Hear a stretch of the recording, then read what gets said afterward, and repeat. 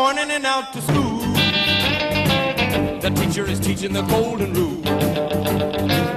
American history and practical math. You study them hard and hoping to pass.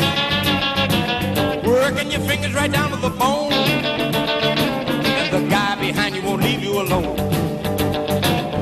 Ring, ring, gold. After 7 grueling hours of deliberation, the jury had finally reached its verdict. My client was to receive no less than $3,000 in compensatory damages and an additional $1,500 in speculative damages. It was at that moment that I knew being a civil litigation lawyer was the greatest job in the world. Wow! Wow, thank you, Mr. Alderman, for that rousing account of the legal process. Next, you'll be hearing from Michael's dad, who's a doctor. This should be a very exciting talk, so everyone put on their listening ears. Dr. Destructo, would you like to come up here?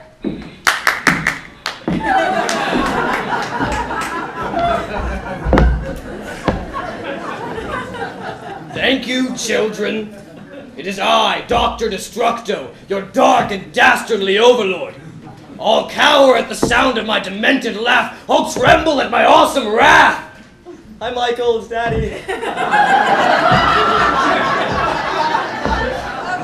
You described your occupation as psychotic mastermind. Yes, I would also like to add purveyor of evil to that title. Maybe you could tell us what a typical workday is like for you.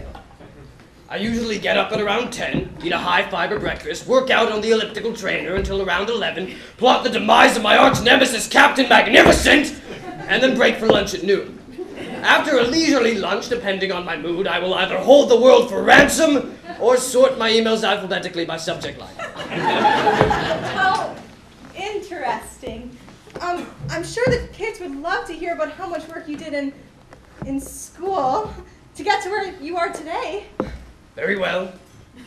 I completed my degree at Caltech as a double major in physics and biochemistry. I subsequently obtained my master's in particle physics and wrote my dissertation on positron emission and beta radioactive decay.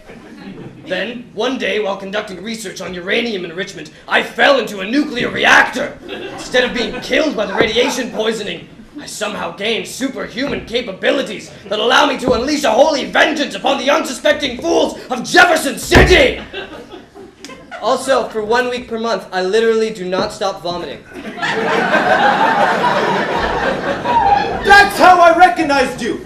I represented several of the power plant employees you endangered with your reckless violation of the safety procedures, each receiving no less than $2,000 in compensatory damages and an additional $1,500 in speculative damages.